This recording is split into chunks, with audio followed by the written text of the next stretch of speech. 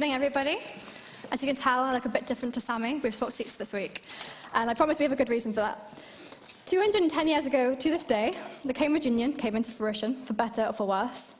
However, it wasn't until November 1963 that women were permitted to be members of the society, and it was in 1946 that women were guest speakers for the first ever time.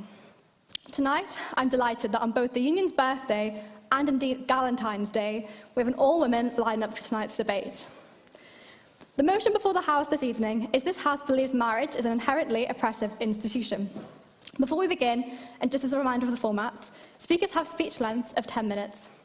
We'll have the first speakers from proposition and opposition before commencing to a round of floor speeches from the audience, which are 2 minutes long. We then go back to our paper speakers, so the second speakers from proposition and opposition, before commencing to a final round of floor speeches, and then we'll end with the final two speakers of the evening. The floor speech prize for this evening is a seat to the debate dinner next week on the motion, this House believes identity politics is a distraction. If you have a point or a question during a speaker's speech, you can raise so as a point of information. Please keep your interjection short, succinct, sweet, and as a question. It is the speaker's prerogative how many they wish to take, if any. So without any further ado, I'd like to introduce the first speaker for this evening, Chidera Eggerue. Chidera, popularly known as the Slumflower, is an author and advocate who rose to popularity from her viral movement, #SaggyBoobsMatter, in 2018. She brought an important conversation about women's bodies and autonomy to the forefront with her book, What a Time to Be Alone, her 2020 Channel 4 documentary, Bring Back the Bush, and her podcast, The Slumflower Hour. Chidera, you have the eyes and the ears of the House.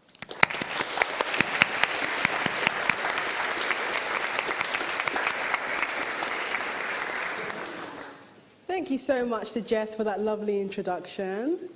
When I was invited to be a part of this debate, I immediately said yes. I mean, the idea that marriage is inherently an oppressive institution, of course it is. I mean, have you seen men?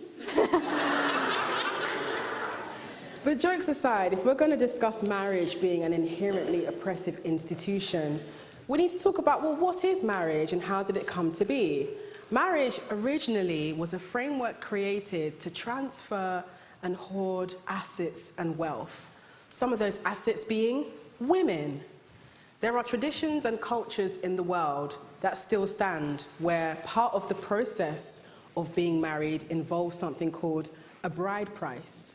I'm Nigerian, and as an Igbo Nigerian woman, it's cultural norm that when a man wants to marry me, my family, specifically my dad's side of my family, will write a list of demands of things that they require the man and his family to bring.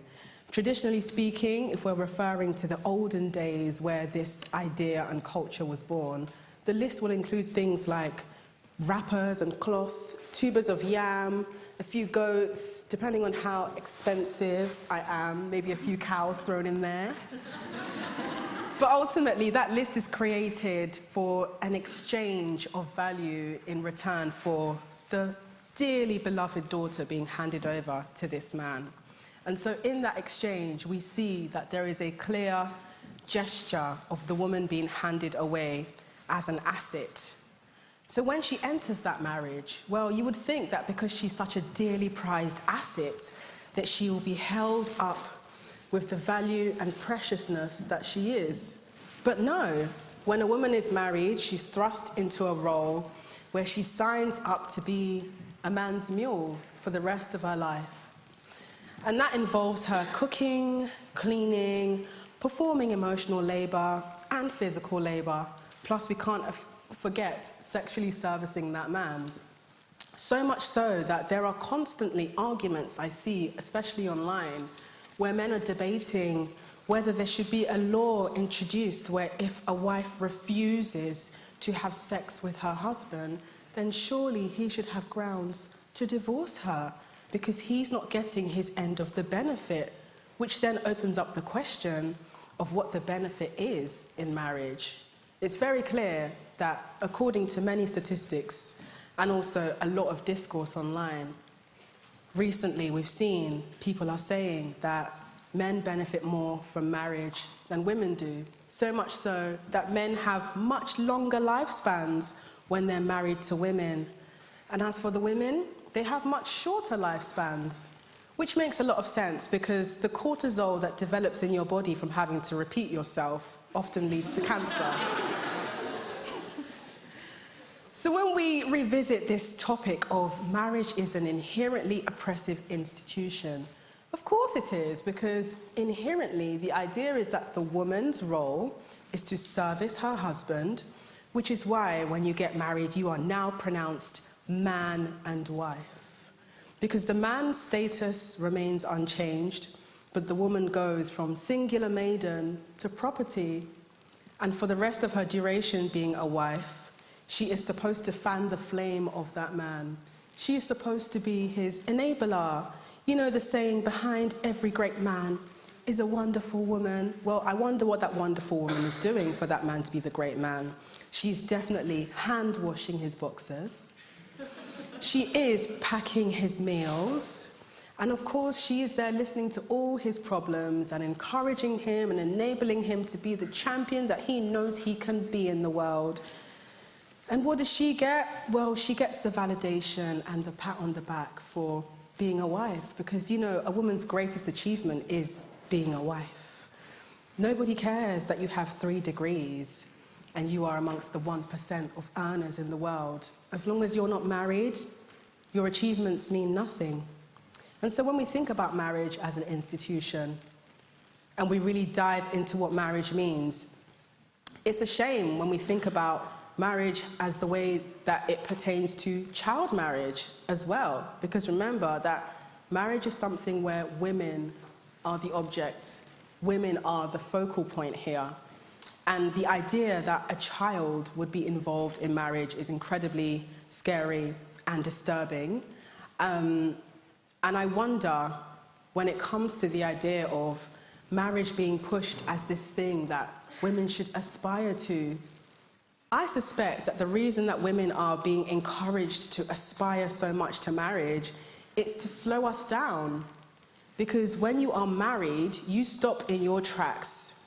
You stop being the hashtag girl boss, or the go-getter, or the independent and self-driven star that you are, and you now focus on the role of being a wife. And that, I cannot imagine anything being more oppressive than that. We have lost so many great women, not to car crashes or to food poisoning, but to marriage. And that's what really disturbs me about the idea of marriage, because in a world where we are so aware that marriage is the restricting, limiting place that it is, you would think that women would be encouraged more to approach marriage from a place of, why don't I do what benefits me? For example, if I were to get married to a man, but if I was unfortunately, I still find men attractive, but we'll see how long that's gonna last.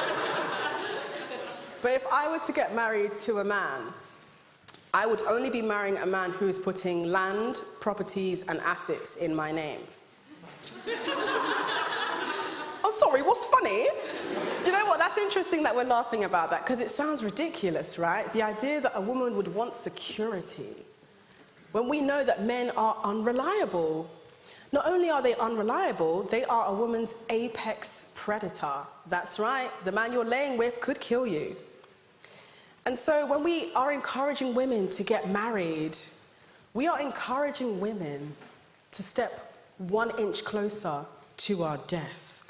Unless we are encouraging the women we are emboldening to get married to enter this decision with their best interest at heart. Yes, it is controversial to talk about money and assets and land and properties when discussing marriage, because we're taught to follow the distraction of love, romantic love. What about love? Well, this is all about love. The man who loves me will make sure that I am secure for the rest of my life. But unfortunately, most marriages are not structured or approached in that way. Women are taught to approach marriage from a place of leading with emotion. Again, that's to distract us. Because if we put our emotions aside and focus on the logic and the rationale and the reality of how will this benefit me, most women will not marry men. We will be in commune with each other and leave the men to fend for themselves. And so, with this conversation of marriage is an inherently oppressive institution, of course it is, because once again, in a world where women are constantly judged for our appearance, for our achievements, for everything we say and everything we do, nothing is ever enough. And I have seen great women lose themselves in marriage because they're trying so hard to be that good wife. You know, you want to bend into all the positions, you want to be as emotionally available as possible, you want to try and be that working wife who's also looking after the kids and being everything, and you know what, in the end, it's still not enough. And so I look forward to seeing a world where women divest from being so obsessed with marriage, because it is slowing us down and it is distracting us. Sorry. Yes. So you said a lot of things about marriage. Can you explain to me why the institution of marriage requires that the woman behaves in the way that you described? So is it not possible for marriage to develop where two people are happy and where the woman is able to excel beyond the marriage, not only as wife, but as a woman? Great question. That can only happen if the man is secure enough in himself, but most men are insecure, and this is part of the problem.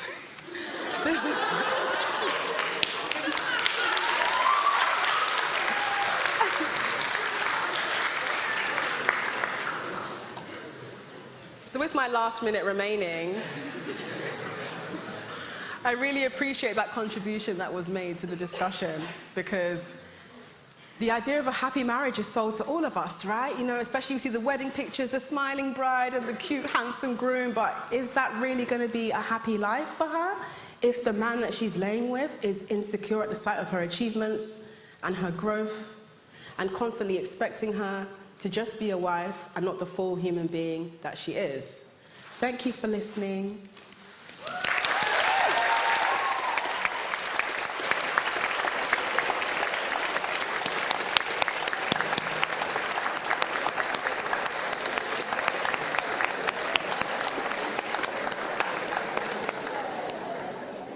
Thank you so much, Chidera, for that really thought-provoking speech. We now call upon the first speaker of opposition, Rachael Lennon. Rachael is the author of Wedded Wife, A Feminist History of Marriage.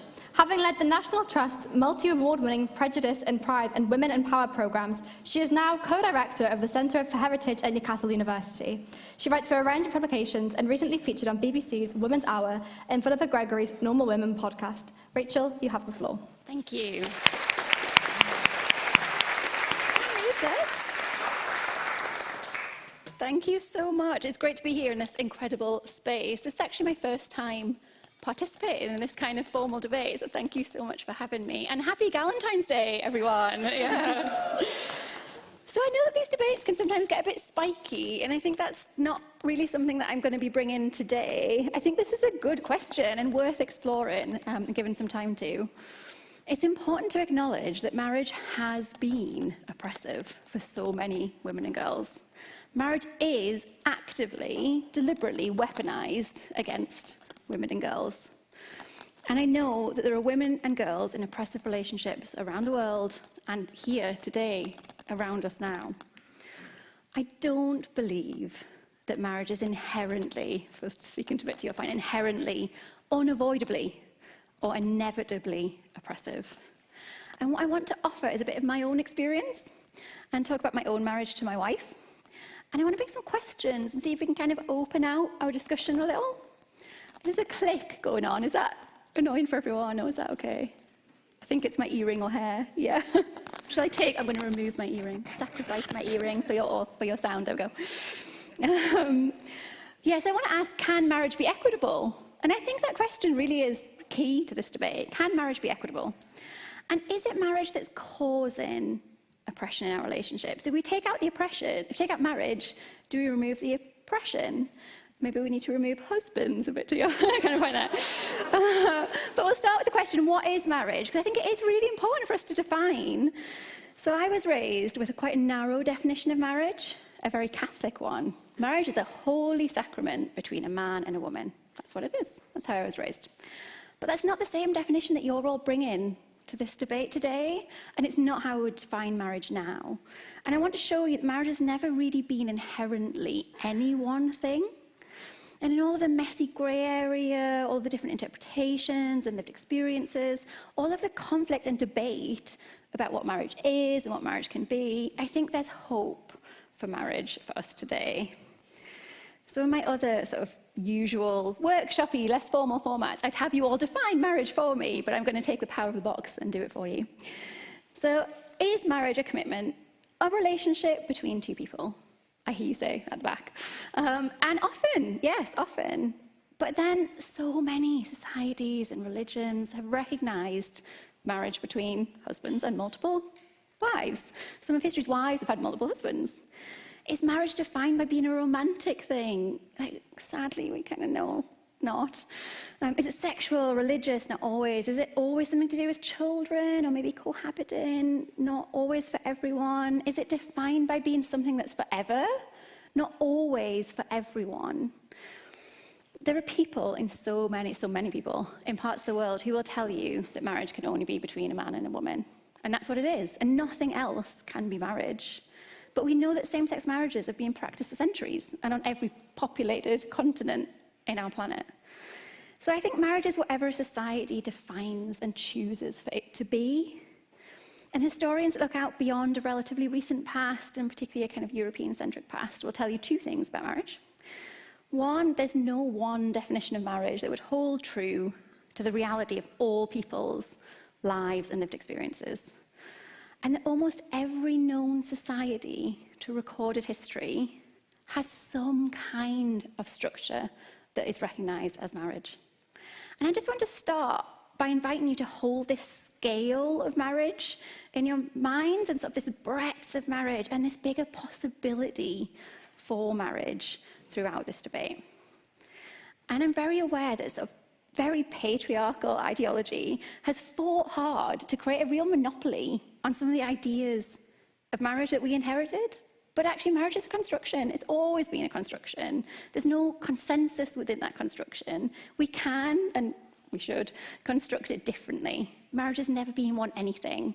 And it was really in that kind of spirit of let's redefine, let's look again, that I married my wife not so long after same-sex marriage became legal in the UK. And so I wanted to ask next, can marriage be equitable? Can it? Sort of, if marriage is inherently oppressive, does the oppression always win out? Can marriage be a positive thing? And as I was writing this, I was like, I hope my marriage is equitable. I kind of think it is. I asked my wife before I came, double checking. And it's my marriage that puts me so firmly on this side of the debate. I did what most women still do, and I took the leap and joined team marriage. And as I was thinking about it, I was thinking, that's not actually really what I did. What I actually did was make a commitment to an individual, a commitment that's very specific to her and to our relationship. And I don't think there's anything inherently oppressive about the marriage that we live. We willingly chose to commit to each other. We could still walk away, but we wanted to state our hope that this would be a lifelong relationship and to use that commitment to make other commitments, to sort of empower us to say, you know, we can pool financially to buy a house, we'll have children and we'll co-parent together. There are so few choices that we make that we expect to last our entire lifetimes. And I know it sounds soppy, but it's anchoring to have that foundation. And, you know, and if it's a fast-paced, fast-changing world, and I derive a sort of stability from that. Now, when I wrote the first draft of the epilogue to my book, Wedded Wife, my publisher said, right, I think you might want to be careful here. So she said, are you saying the only way of having an equitable or a feminist marriage is to marry another woman? Which I kind of get it. Yeah, you're like, yeah, that's it. Yes, that's it. Cracked it. And I thought about it and I was like, you know, maybe I strongly recommend it to those. Yeah. But I decided, no, that's not what I'm trying to say. And partly because I looked around at the best men in my life and thought, you know, I don't think oppression is inevitable for them, for those couples. They're living in partnerships, and I particularly thought about a male friend who's so genuinely empowering and nurturing of my friend's career, and another male friend who's the primary carer of their children, really enabling the parenthood that my friend wants. And it doesn't escape me, it didn't then, doesn't now, that in both of these situations, the man has really stepped outside of what we would consider normal husband territory. What a trad wife would tell you is wifely territory, wifely behaviour. And I think that patriarchal stereotype of husband that we've inherited, that can feel so loaded, can be oppressive. And maybe it's that we need to get rid of. And, you know, it's not inherent in marriage that that should be that way. These marriages are partnerships. There's no head of the household in these relationships. They're partners. And I think more than just... Yeah, go for it. I feel like we're stepping away from it as being like a legal institution that can sort of give you access to a sort of elevated status that gives you access to certain things. And like there are things like visa marriages. Yeah, for sure. You know, people choose to marry certain people because like they have more land property, etc. There are reasons why you choose to commit legally to another person, and even though like I appreciate the argument that there are sort of individual dynamics, you know, that can be cultivated through commitment alone. Like, do you not think that that's a bit of a narrow definition? Or should we not also look at the sort of legal aspect of it and whether people choose to elevate their status through marriage? Yeah, I think your instinct about, like, let's be specific is right. And that is, I suppose, what I'm trying to say, in that this debate can only take part. Marriage is specific, it's geographically specific, it's set by cultural, sometimes religious, social norms in one place. And I guess the point that I'm trying to make is that that is different in so many different places, and that diversity of experience, I think, really shows the way in which marriage is not inherently oppressive. There are multiple ways of living this experience, there are multiple motivations. My minute warning. So I was sort of talking about the idea of marriage being radical, having radical potential within it, and I think that it's clear that same-sex marriage is a product of radical reform. I enjoy introducing my wife as my wife, I do, and particularly for me, and thinking about that sort of legal, social sort of framework, introducing my wife as my wife changes slightly legally, but also in people's expectations. It reinforces the idea of my family as a family, and particularly of my wife as equal co-parent to our children that I carried. And I think that is really important, and radical, and positive, and enabling, and not at all oppressive. So is marriage the problem? I think if we were to take away marriage, would we take away the oppression? Would we? I don't think we would. Marriage has never been inherently any one thing for anyone. We can redefine it. We can look at other ways. And whilst there is so much work to do, so much reform has happened in the last century. We have seen marriage be redefined. We have seen bits of oppression or, you know, darker elements be let go of, even within my very short, young lifetime. In the year 2000, Gloria Steinem got married. She chose to join marriage. And when she did that, she was 66, and she said, I didn't change, marriage changed. And it's that kind of possibility of change that I want to leave you with today. Thank you.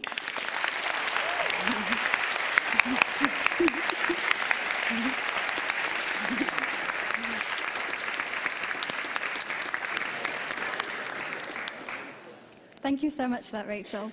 We'll now move on to a round of floor speeches. So is there anybody that wants to speak in proposition of the motion before the House? Yeah, if you could get a mic over there, please. And name and college as well, please.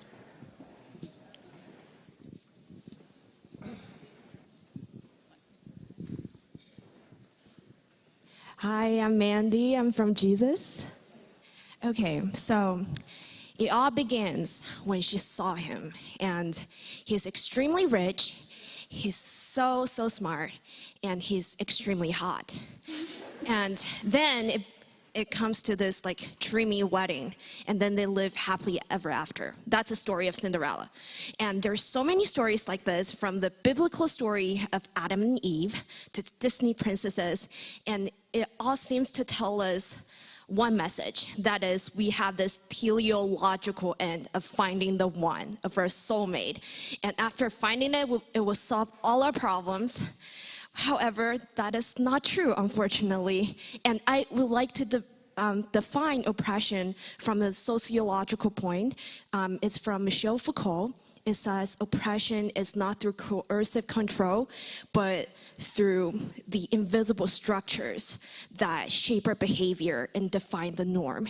And I would say these cultural narratives and marriage and romance, they oppress us by giving this one norm, one happy ending, and marginalize all the people that do not fit this lifestyle. That would be my first point. And my second point, I want to go back to your brilliant point, is like, is marriage actually inherently oppressive? And I would say it is, because the nature of marriage is a lifelong contract. And the thing with this contract is it's extremely ambiguous. It doesn't tell you in the contract who should clean the toilet every day and who should apologize first after an argument. So it gives so many space for gender equality to creep in. For example, when your husband say, well, Sebastian's wife cleaned the toilet, or like, everyone's wife's clean the toilet, why don't you clean? So it gives so many rooms for inequalities. And then I also feel like, just imagine when you are charging like a data bundle for your mobile phone, you will never buy a lifetime plan because you know your phone changed. Maybe someday you don't use phone anymore, you use VR technologies. And people change, and most importantly, you change. It is really, really absurd, the idea that you're gonna stick with one person and you cannot make a mistake. You have to do it right the first time. How is that even possible? And like, oh my God, I'm just so pressured because it's Valentine and I'm so single. And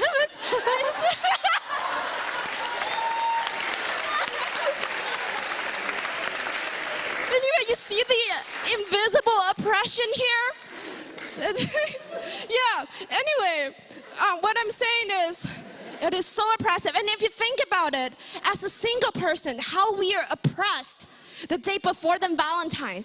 How people who are married, who have Valentines, who are definitely not here, they have more symbolic capital. They can brag their boyfriend, they can brag their girlfriends on Instagram. And that is suppression, I'm telling you. So like, literally, and people...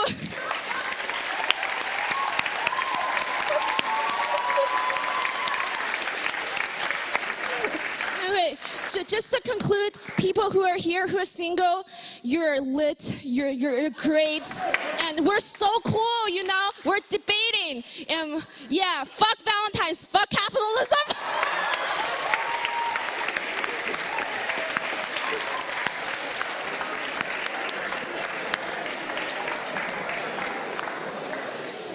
Thank you so much for that enlightening speech. Does anybody want to try and speak in opposition after that? Oh, yeah. Thank you. Oh, name and college. Name and college. I'm Samuel. I go to Homerton College. Now, I think if you say most marriages that we see around us are full of oppression, you'd be absolutely right. They are. But we have to ask, where does that come from? Is it inherent to marriage, right? This is what Rachael was asking. And I'd say, no, it's not. But the key to a successful marriage, or successfully avoiding oppression, would be self-sacrifice. This means that both sides, both parties, have to put the other's priorities ahead of my own. We have to be sacrificial. We have to give ourselves up for the benefit of the other. Now, the problem is, we're just not going to do that. Like, we are just selfish people, right? So this is why 9 times out of 10 it goes wrong. But I would really love to just draw your attention to the pattern for marriage that is laid out in the Bible, because Christ has shown the way whereby he's actually laid down his life, given up everything that he has. All that he has, he gives away. And he's done this to set his bride, that is, anyone who believes in him, free from sin. We're oppressed by our sin, but he's given himself up. He's paid a price, made a sacrifice, which we can benefit from. Now, we can benefit from this by receiving his status as perfect and holy and friends with God. And I would, you should do that, guys. But also, as well as doing that, you should imitate this ideal husband who gives himself up for his wife. That's what marriage was designed to be. It's not inherently oppressive. There is a pattern where the cosmic husband can give up his life for the sake of his bride, the church. Thank you.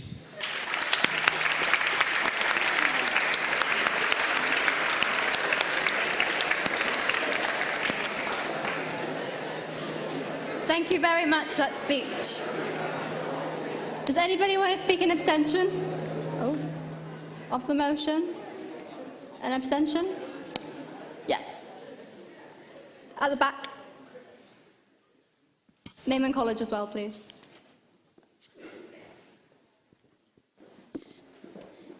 Katie Marshall, Newnham College. I don't know how I'm going to follow your speech. I mean, you're fabulous, girl. But seriously, I'm kind of speaking in abstention because I'm making up my mind and I kind of agree with all of you. But I think we're promised so much by marriage. I mean, society's changed so much. The types of marriages, as the first opposition speaker said, has changed so much. But marriage hasn't. I mean, we've still got the white dress, the father giving away their daughter. You may now kiss the bride, the permission given to the groom. I mean, the most ardent feminists might have this included in their wedding. I mean, I don't know what that tells us, but I think that the main, yes.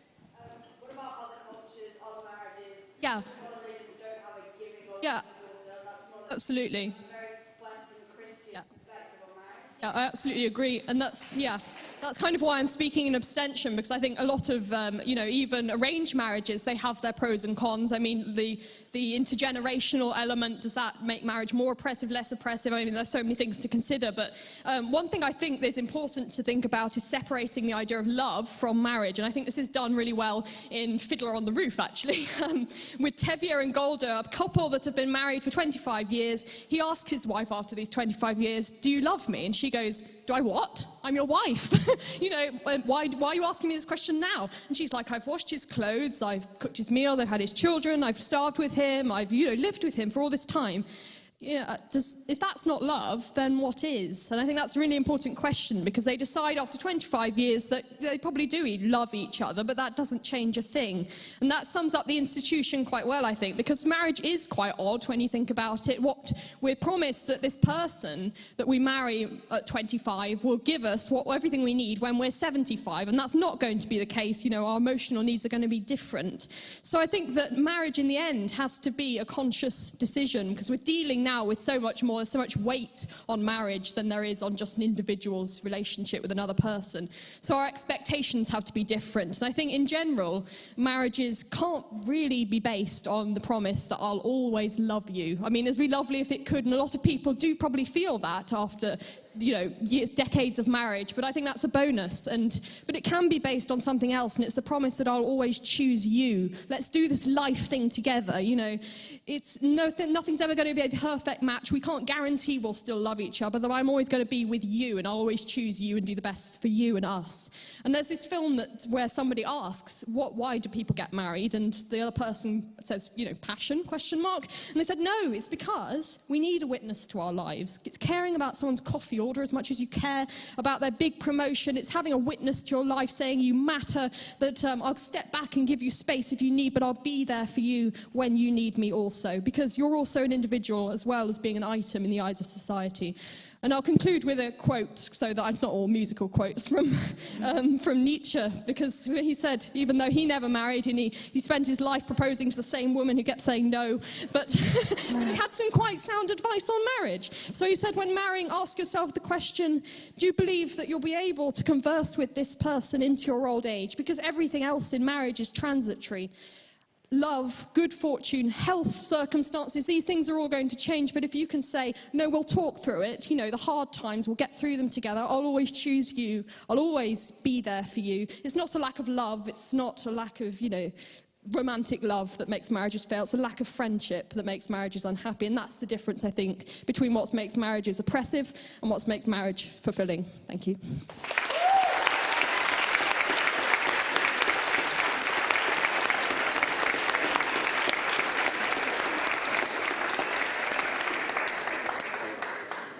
Thank you very much, Katie, for that speech. We'll now go back to our paper speakers and back to proposition. Speaking next is Asha Abeyasekera. She's a lecturer at the Centre for Women's Studies at the University of York. Her research interests include marriage and kinship, honour and homemaking, and morality, emotions and personhood. She is the author of Making the Right Choice, Narratives of Marriages in Sri Lanka. Asha, you have the house.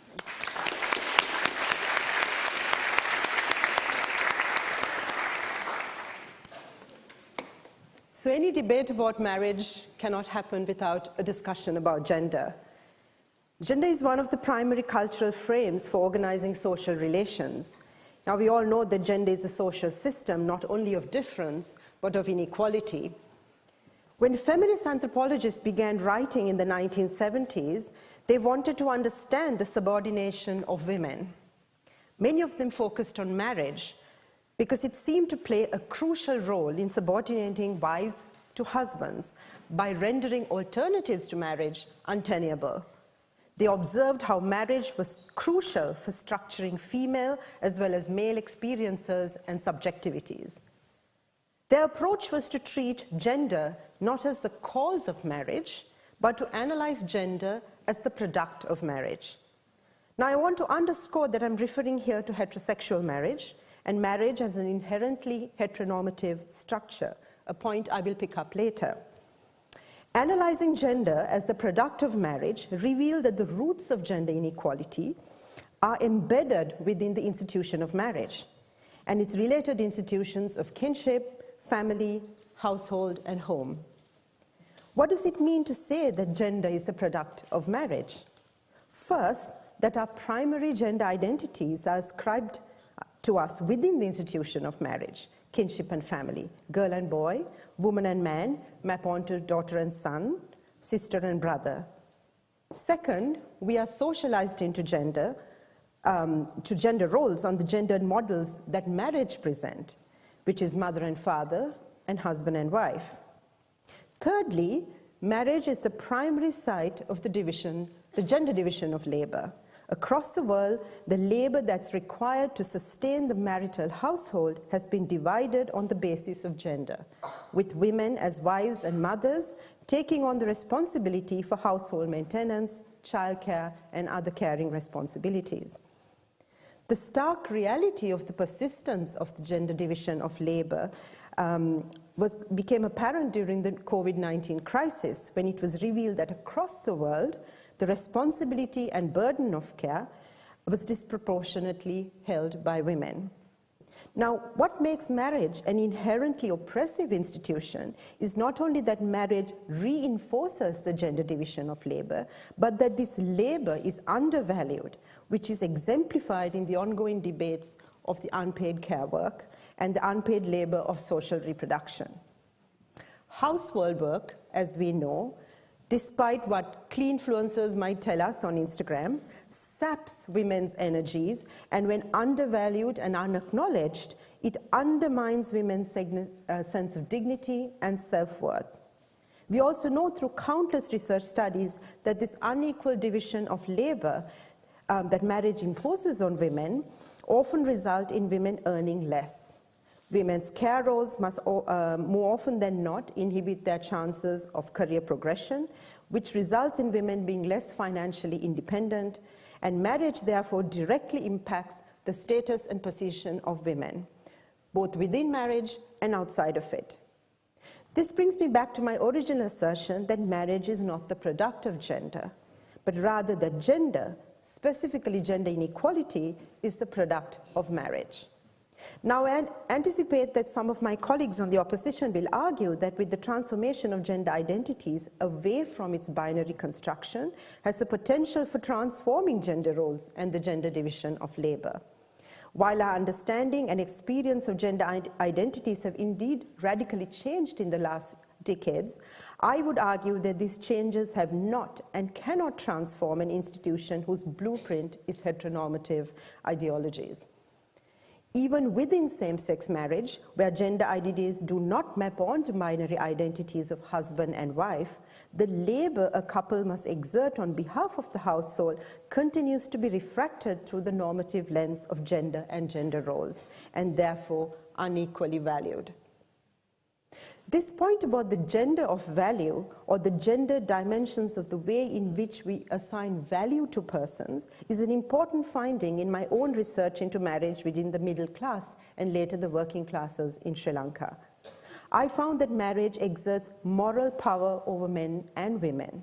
Moral becoming is only possible by fulfilling one's gendered roles of mother and father, wife and husband, and for women, the production of home. People's sense of value, their sense of virtue, and their sense of self-worth, I found, are structured through marriage with very few alternative routes to achieve moral personhood. Now, this has several serious consequences.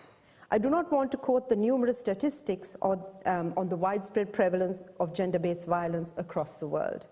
What is critical is that domestic violence is the most common form of violence against women.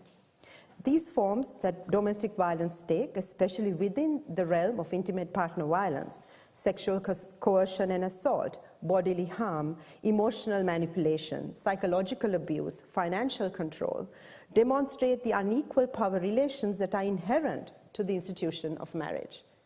And I want to emphasize here that domestic violence is not unique to the so-called traditional societies and certain cultural practices, but are prevalent across geopolitical and class divides.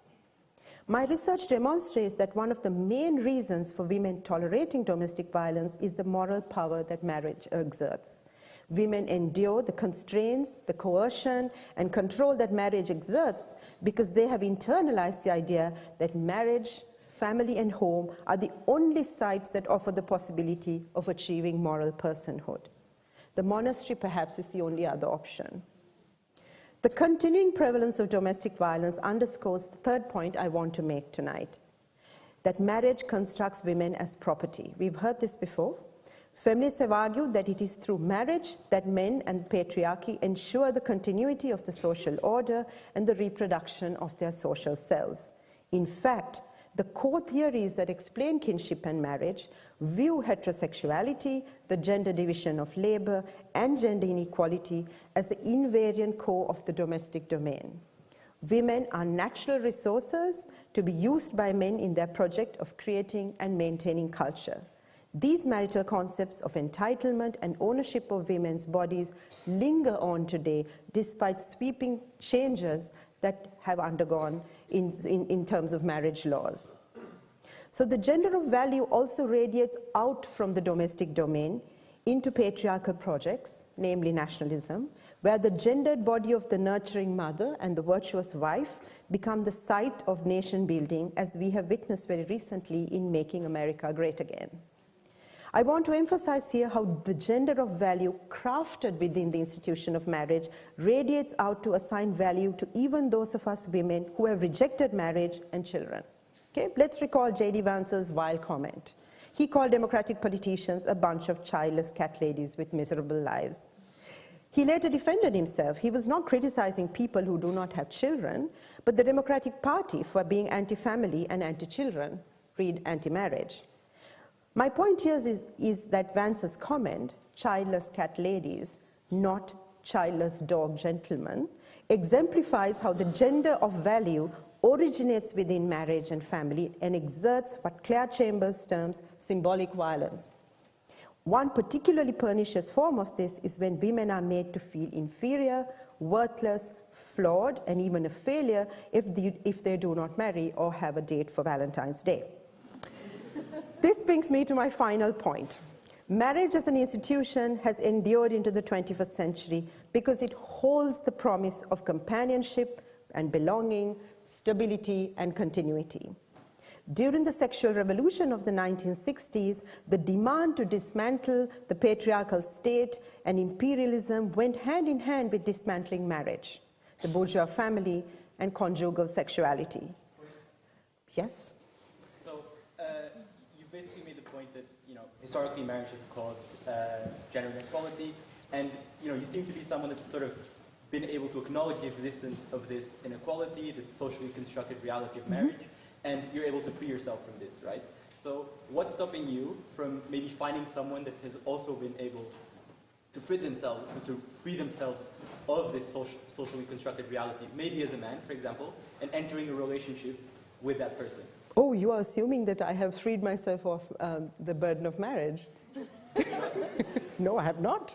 I don't think any of us can. Because that's what I'm trying to say, that the hold that marriage exerts, even when you're single, it exerts control by telling me that if I'm not married, that I'm not as good as a person who is married. That was my point. Okay? So Laurent Bellin tells us that desire was placed at the central of this political upheaval. Okay?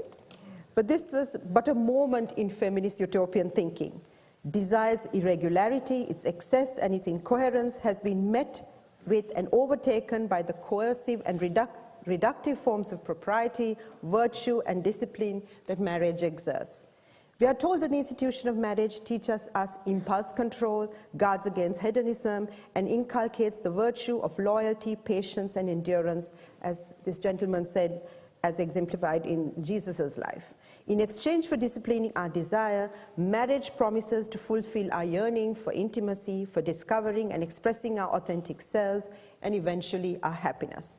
I'm here to tell you that this is a false promise. Marriage is inherently an oppressive institution. Thank you.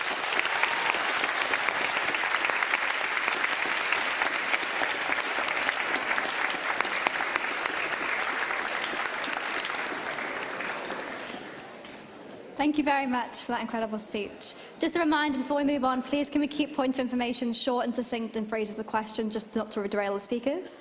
I will now call upon the second speaker of opposition, Professor Rebecca Probert. She is a professor of law at the University of Exeter. Her research focuses on the current law and history of marriage, bigamy, divorce and cohabitation, and is the author of numerous articles and books. She was a specialist consultant to the Laws Commission's Weddings Project and a co-investigator on a research project funded by the Nuffield Foundation to examine non-legally binding marriage ceremonies. Rebecca, you have the ears of the house.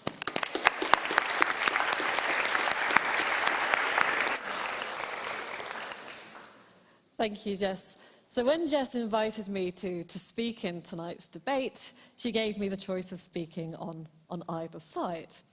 And she may have assumed that as a legal historian, I would be coming out and saying that, yes, marriage was inherently oppressive to women. And I have to acknowledge that in my research, I have come across some truly awful marriages. But my research has also shown that many of the claims that have been made about marriage in the past have been overstated.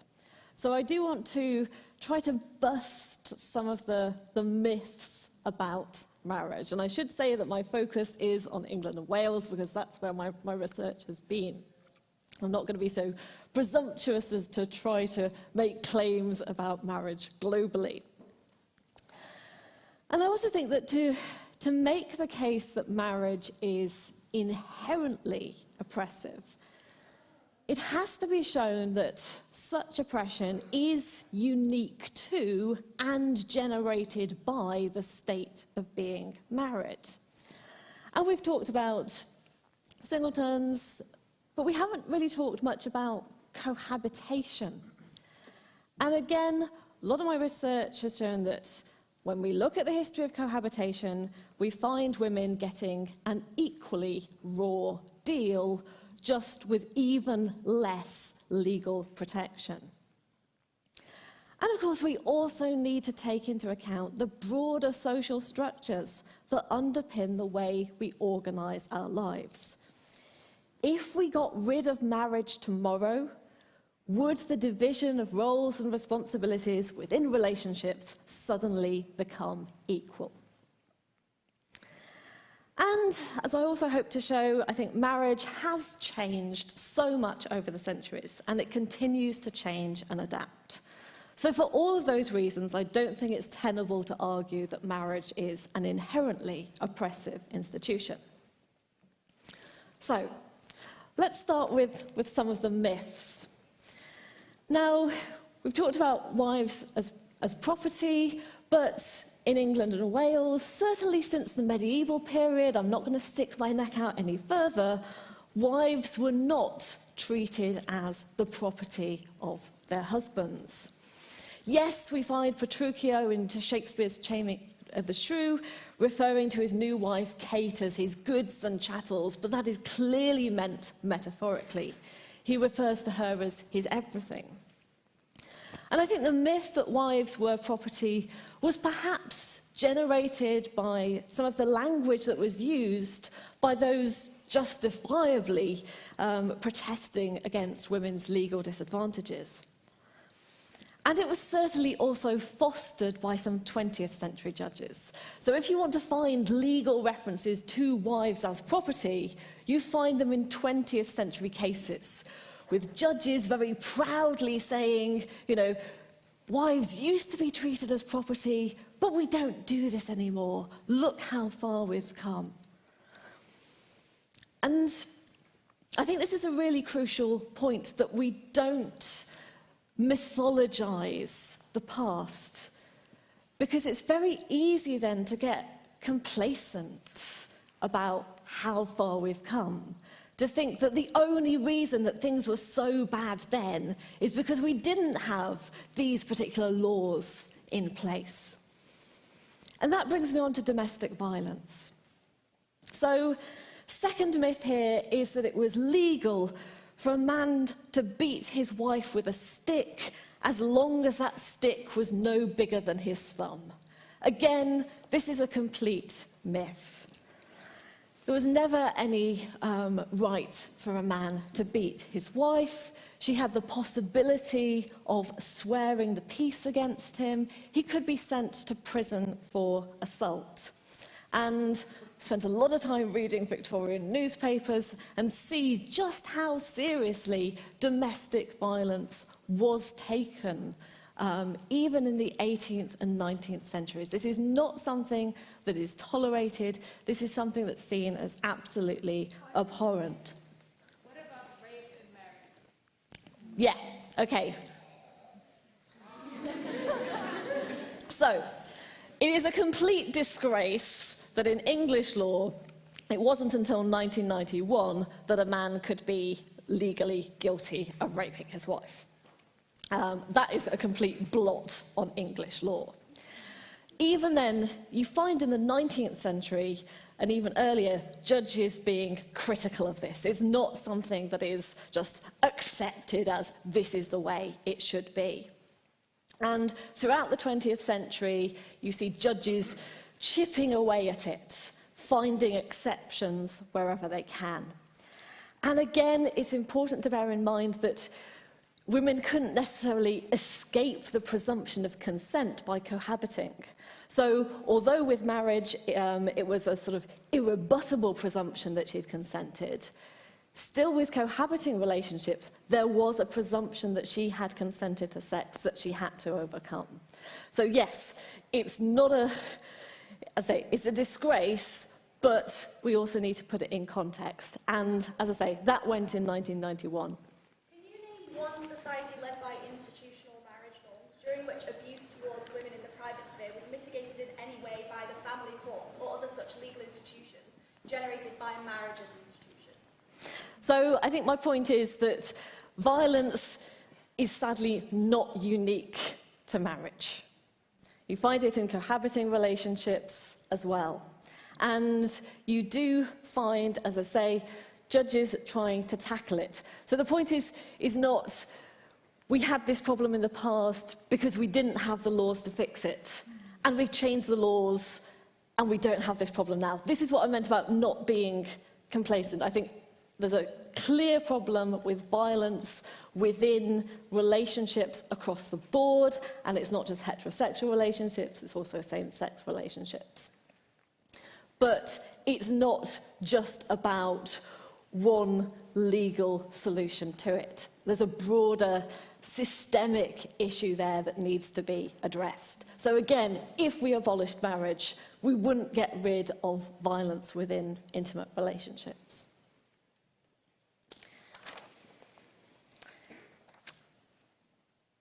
And I think it's equally important not to romanticize cohabiting relationships. So you have some fantastic historic examples of wonderful cohabiting relationships, couples who live freely outside marriage. You also have some really, really toxic cohabiting relationships. And one particular example is Karl Marx's daughter, Eleanor. So she was living with the utterly dislikable Edward Aveling. And he was married to somebody else, which is why he couldn't marry Eleanor. But then his wife died, and he married somebody else rather than her without even telling her about this. And she committed suicide. So the history of cohabitation is not always a happy history either. And as I said, for couples who are cohabiting, there is the additional problem of the lack of legal protection. So we've talked about, different definitions of marriage, but at one level, you could just define it as this is a way of recognizing a particular unit as bringing with it certain rights and responsibilities. And you don't have that with cohabitation. You still don't have cohabitants having the same legal rights as married couples. I have 1 minute left. I do want to allude to the continuing unequal division of labour within marriage. Women's Budget Group has just published a really good report looking at women's poverty and children's poverty, and they identify the broader structural issues that have given rise to that. But these are broader structural problems that apply to married women, cohabiting women, and single women. And in my 9 seconds remaining, I do want to pay tribute to my amazing, kind, clever, handsome, he asked me to say that, and funny husband, who has been with me for 28 years, which has almost exactly overlapped with my professional career. He has put my career first all of that time. So I think marriage is always shaped by the society in which it operates, but it also shaped by the individuals involved. And we should never be oppressed by other people's expectations of what a marriage should look like.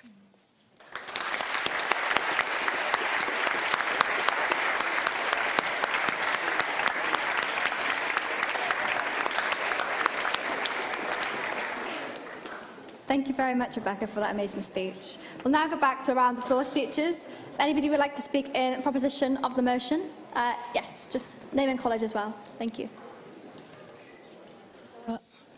This is on. Anna Daly, ARU.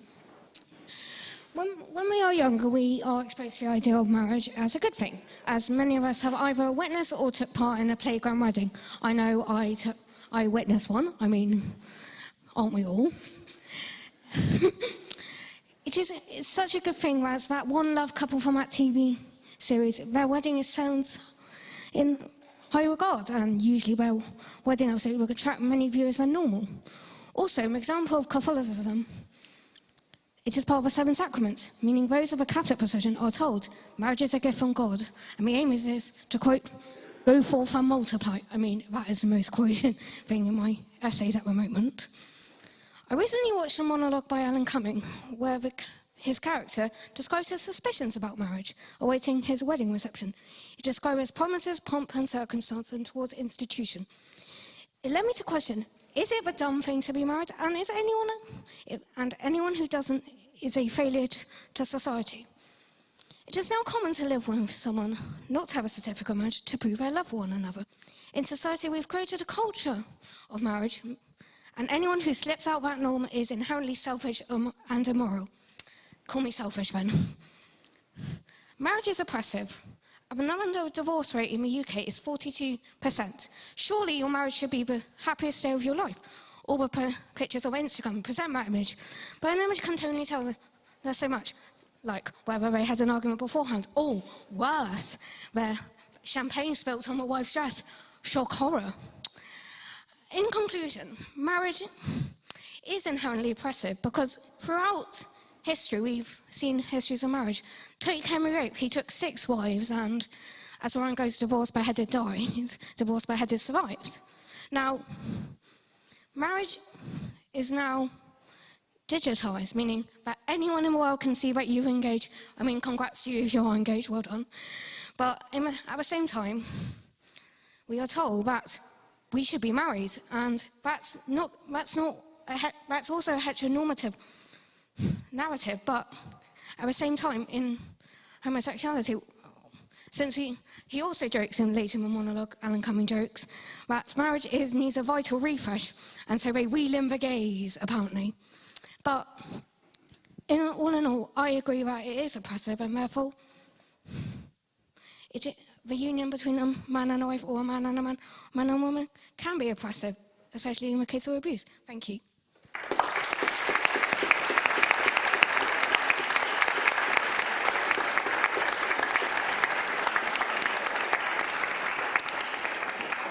Thank you very much for your speech. Does anybody want to speak in opposition of the motion?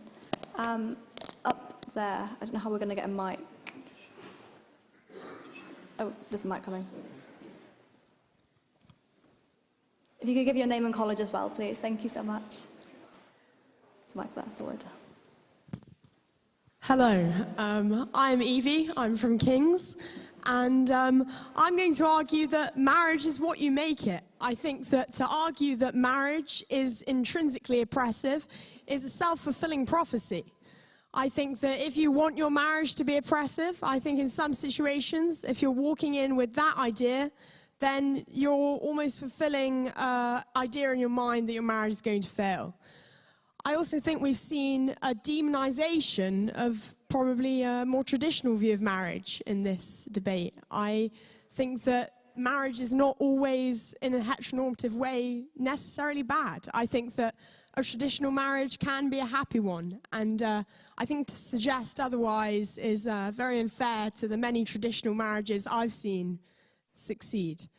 I think the first thing that comes to mind is my parents. My mother's deeply, deeply religious, and my father is certainly not. And I've never seen 2 more happy people or 2 more people who are more in love.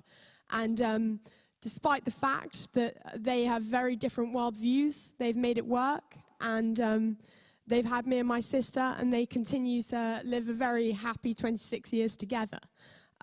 So I think to suggest that a heterosexual view of marriage is maybe lesser than one that is more modern, such as homosexual marriage, I think is a bit sad in my eyes. I also think that the suggestion that as a woman I have got this view in my mind that I've subconsciously buried, that I've been manipulated, I've been brainwashed into thinking I want to have children and I want a husband.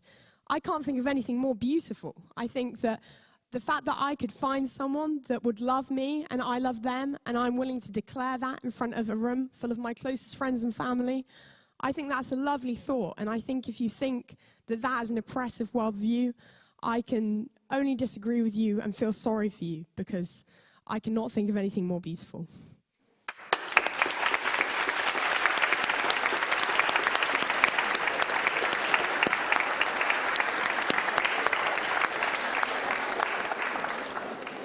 Thank you so much. Is anybody interested in speaking in abstention? Right at the back over there. Thank you.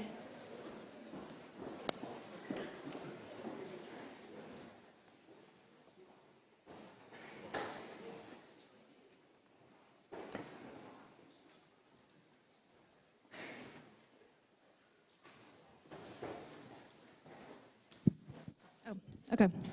Hi, my name is Rivka. I'm from Darwin. I'm worried that we've maybe lost a bit of the point here. The question is, is marriage an oppressive institution? We're not asking, are relationships oppressive institutions? I think if we view marriage as saying, okay, this is like, this legal binding contract that is making two people into one, that is, in a sense, very controlling. And I would love to hear from the speakers, and if anyone else has any other questions, about how that in itself can oppress or can bind you in any culture or in any sense. That is all.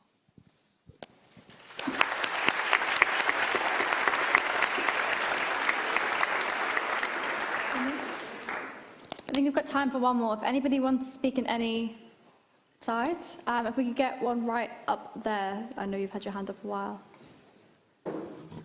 Sorry, thank you. Oh, and which side you're speaking on as well, please. Thank you. Hiya, my name is Amira Sharif and I come from Darwin College. So I'm just going to respond to the person over there who was saying that marriage is more of what you make of it. I come from the United Arab Emirates. I'm from Dubai. I'm from the Middle East. And we unfortunately have these cases of arranged marriages that you do not really recognize in your statement. It's not always the case where you have this luxury of marriage being what you make of it. And I would like for you to acknowledge that there is arranged marriages, it happens, and that's really it. So it's quite a bold statement for you to make that something that you make, because at the end of the day, it's not everybody that really has this luxury of affording this kind of lifestyle which you're claiming it to be. And so that's pretty much what is my point. Thank you.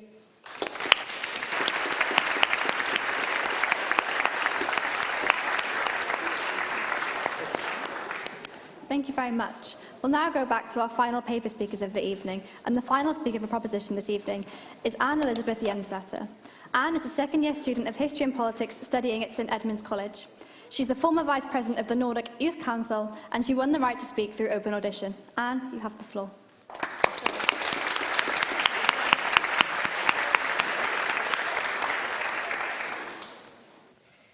In a few hours, when it strikes midnight, we'll have Valentine's Day, our yearly holiday for romantic love, which we celebrate with red roses, bad poetry, overpacked restaurants, and way too expensive chocolate that those of us who are single can buy for cheap the next day. And I am therefore so happy these few hours before such a wonderful holiday to stand here at the Ebenezer Scrooge of love and say bah humbug to the institution of marriage. Because I think without a doubt that marriage is an oppressive institution which for centuries has been used as a tool to subdue and control humans, in particular women. Historically and globally, it's without a question still true. 650 million girls have been married before they turned 18. Almost 30% of all marriages are between a child and a child rapist. I think then that in this global comparison that it is undeniable that marriage is oppressive. However, I want to prove that even if we ignore these heartbreaking global realities of marriage, and we take marriage as its best in the West, where women have near equal gender equality, and where marriage is consensual and a modern institution that brings together an adult couple for a lifetime of love and devotion, that it is still an inherently oppressive institution. It is so for two reasons. Firstly, it's a legal tool that excludes non-married citizens from social benefits and privileges, thus oppressing those who do not conform to a social norm and barring them from benefits such as tax benefits and inheritance benefits. And secondly, and most interestingly, marriage perpetuates and sustains an unrealistic and unhealthy fantasy that romantic love ought to be sexually monogamous and a lifetime of a commitment to one person. This despite the fact that simply logically unsound and naturally incompatible with human nature. It is the cause of so much heartbreak, jealousy, and thus human suffering, yet we insist on perpetuating it. Romantic love, as proven by Valentine's Day tomorrow, is incredibly important to us in the West. We see it everywhere. Most of our music is about romantic love. The fairy tales we tell our children are about romantic love. Most of our conversations we have with our friends about romantic love, often meaning a monogamous love. A love that fulfills us. We want that one partner for life. But how did this come to be? Because this wasn't always the case, though it may seem that way right now. Because actually, romance and soulmates and the one is a quite new invention. For centuries, marriage was seen as what it is, a practical union of a man and a woman that established kinship, social alliances, property rights, inheritance, and a context for breeding and raising offspring. Monogamy was demanded from women to determine paternity, and arrangements were made for life to cement inheritance and legal land disputes. But everyone who's picked up a history book knows that that was well accepted, that rich and aristocratic men had affairs, that prostitution was quite normal, because romance didn't necessarily have to be with just the person you were married to. It could be with other people. Marriage was practical. So this idea of soulmates and romance actually only came to be due to a group of German thinkers and philosophers called the Romanticists in the late 1700s and early 1800s, who proposed that in order to be fulfilled, we had to find another person. It was based on kind of a Greek idea. Those of you who've read Plato will know that the ancient Greeks believed that humans used to be whole, but then we were punished by Zeus and split in two, and ever since then we've looked for this one person to complete us. So they brought up this idea, and we went with it. I think it makes sense, because at this point women are starting to get somewhat equal rights. Not equal quite yet, but at least some. They get to now divorce people. And we need some type of postpartum justification to stay in marriages, even though they haven't been very happy previously. And so we roll with it. And this cements further during the Victorian ages, in the 1800s, where we see marriage as being the ultimate institution that can kind of fulfill us and give us this love. Leaving us now with a world where we believe that there has to be one person who can fulfill us in every single way, and that marriage is something beautiful and amazing. And this is despite us very well knowing that nearly 50% of all marriages end in a divorce, and that most people end up cheating on their significant other, because monogamy is not human, for many of us at least. Now, let's quickly look at the motion's definitions, because what is oppressive? I believe that oppressive means that we are prevented from having opportunities and freedoms, or put under unjust impositions and restraints, and that marriage is a legally recognized union of two people as partners in a lifelong relationship that's monogamous and gives them certain legal benefits. These benefits are important. There's a reason that same-sex couples fought for so long to be allowed to get married. It's because when you are married, you have benefits, such as tax benefits. If your spouse isn't working, you get to pay less tax. It's easier to get your partner to a country you're a citizen of if you're married to them. Basically meaning that certain relationships, the married relationships, are granted extra benefits. Yes?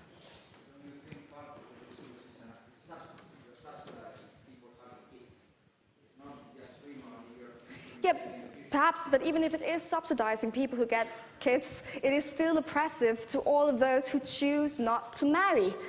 And if we see the history and the timeline of marriage and what it is, it's been something that's amended, right? We've had to change laws in order to make it less oppressive. Does that then mean that it was originally oppressive? We heard from our first speaker that she was very happy that she could be married to her wife. But does that not then mean that marriage previously has been oppressive? Is it not oppressive that only in 1997 did we change the laws in Germany so a man or a wife could no longer rape their spouse? The history of trying to make marriage better has been one of amendments. Yes.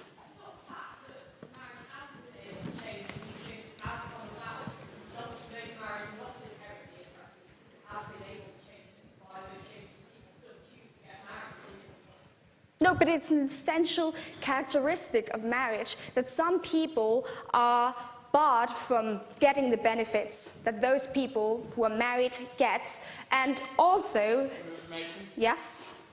I think that giving benefits to one group doesn't oppress necessarily the group that doesn't get benefits. And laws okay, well, let's say that to all the same-sex couples that fought for the right to be married. Let's say that to them. Oh no, you were not oppressed just because other people could marry. I don't think that's what oppression looks like.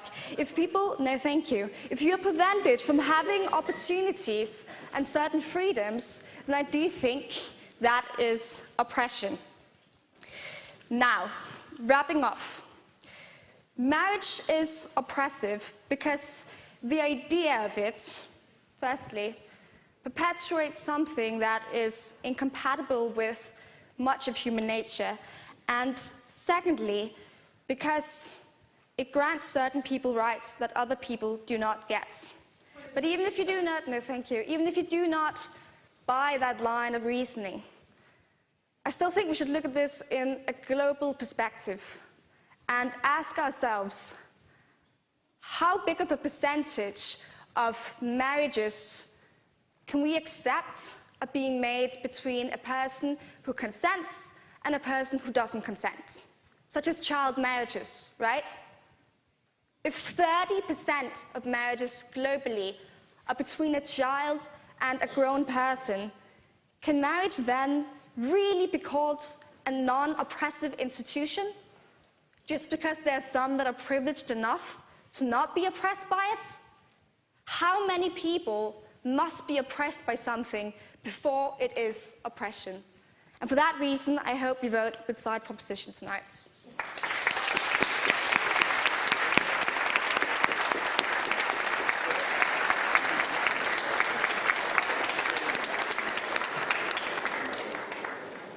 Thank you very much, Anne, for that incredible speech. We now call upon the final speaker of opposition, and indeed the final speaker of this evening, the Venerable Dr. Miranda Threlfall Holmes. She's the Archdeacon of Liverpool and is a member of the Church of England's General Synod and Archbishop's Council, where she advocates for an inclusive feminist Christianity. Her publications range from her doctoral thesis on medieval monastic economies to books on prayers for children. She read History of Christ and is indeed a life member of the Cambridge Union Society. Miranda, you have the eyes and the ears of the House.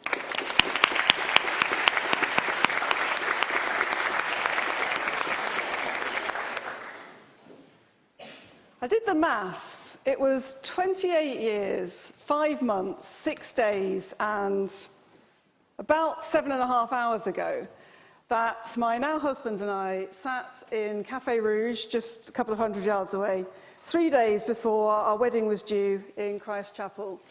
And I made to him all the arguments that we have heard from this side of the floor as to why we should call off the wedding. He wasn't best pleased. I was terrified. I was a feminist. I didn't want to become property. I didn't want to be given away. I didn't want to take his name and lose my identity. I was absolutely appalled at what I was doing.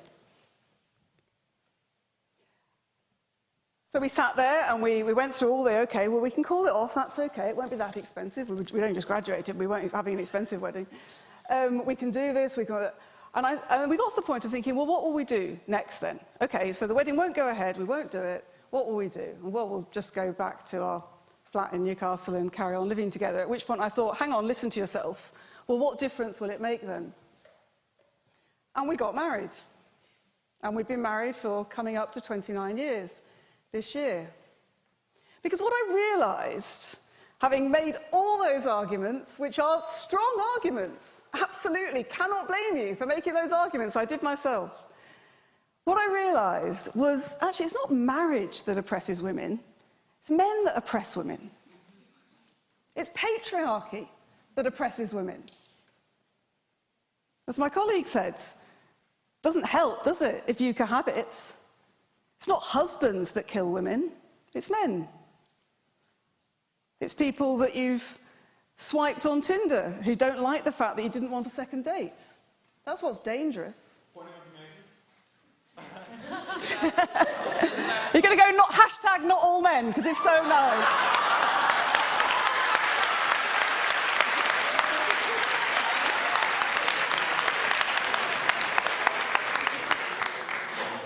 As an American, isn't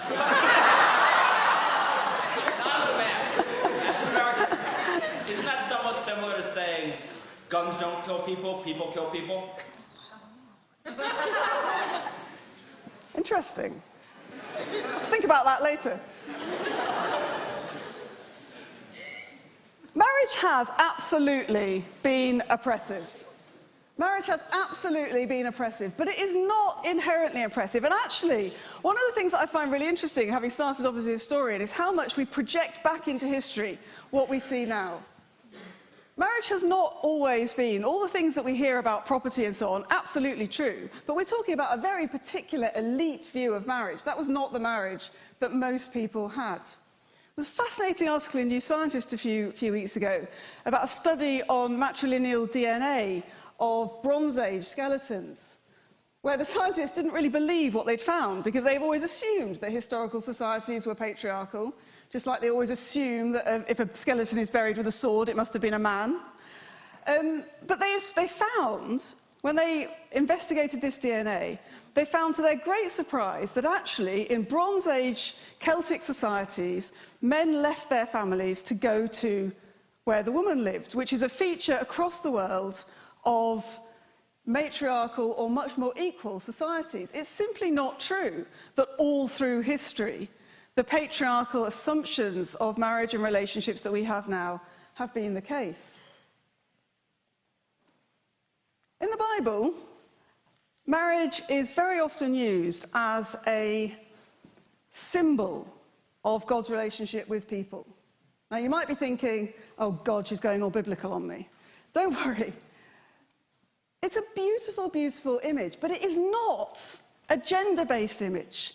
And trust me, having been ordained for 20 years, if I hear another person tell me that God's a man and that the image of God and a beautiful marriage with creation means that God is inherently male and that marriage is inherently about men and women, I might come back to my friend with the guns.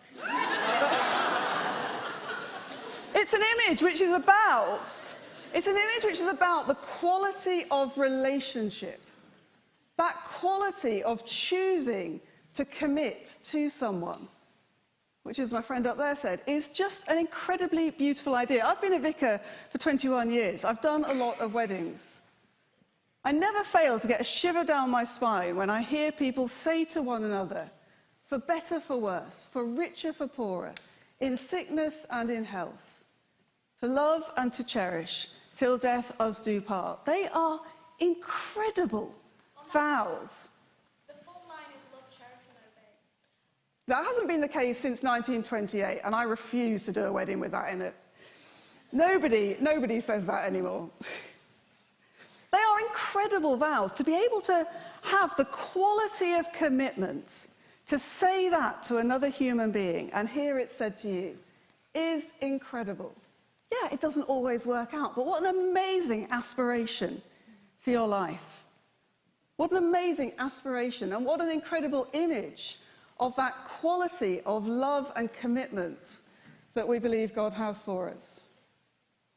I've got a T-shirt with the definition of feminism on it, which says feminism is the radical notion that women are people too. And we quite often hear about marriage being between a man and a woman, and of course, for most places and most people, it is. But it's not fundamentally about a particular construction of gender relationships that a particular point in 21st century Western society wants to see it as. It's a quality of a relationship between two people. If we don't want patriarchal, oppressive marriages, what we need to do, friends, is dismantle patriarchy. That's a much, much bigger challenge than simply deciding not to have an expensive wedding.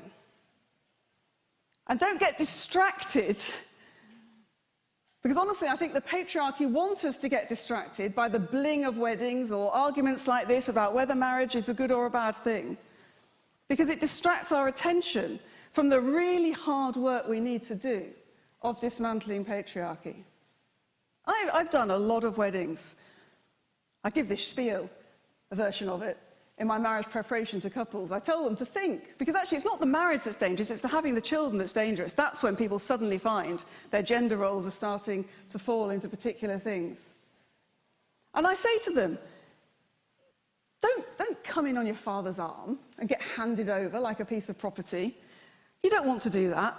Do you know how many couples have taken me up on that and come in together, walked up the aisle together like my husband and I did 29 years ago? Two couples. And do you know what everyone else has said? Oh, I can't do that because it would upset my dad too much. Friends, we are not going to dismantle patriarchy without hurting a few men's feelings along the way. How are we supposed to dismantle the patriarchy if we keep marrying our oppressors?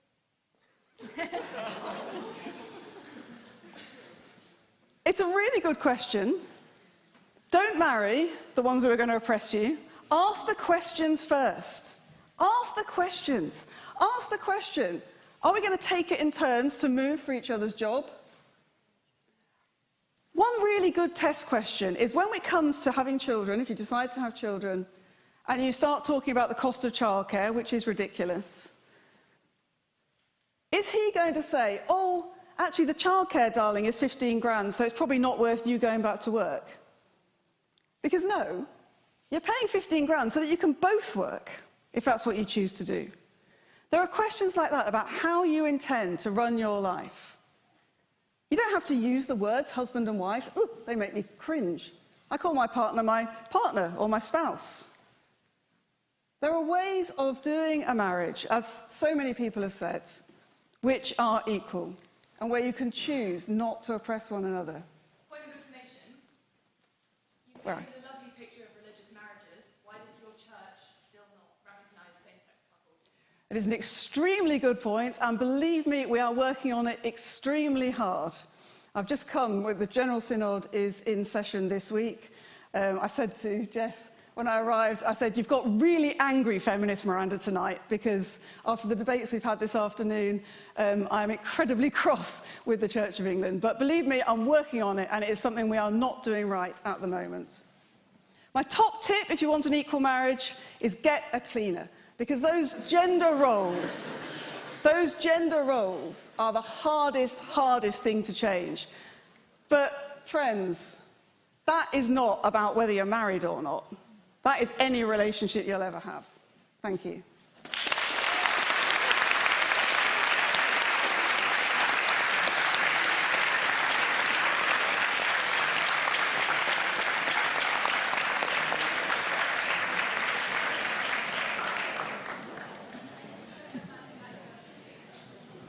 Cleared? I just have a few notices. If you feel inspired by tonight's debate, we have 2 debates next week. We have a comedy debate on Monday and the usual Thursday night debate with student speaker slots on each side. We also have the Laramie Project play in the Chamber this weekend, so make sure to get your tickets. And we also have the Baldwin-Buckley anniversary on Tuesday. The floor speech this evening is going to go to Mandy from Jesus College. If you...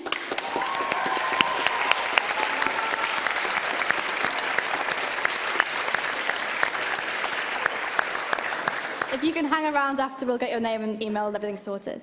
In this chamber, we vote with our feet, eyes to the right, nose to the left, and abstentions through the middle. We'll reveal the result in the bar in a short time. Thank you again to our speakers and have a lovely evening.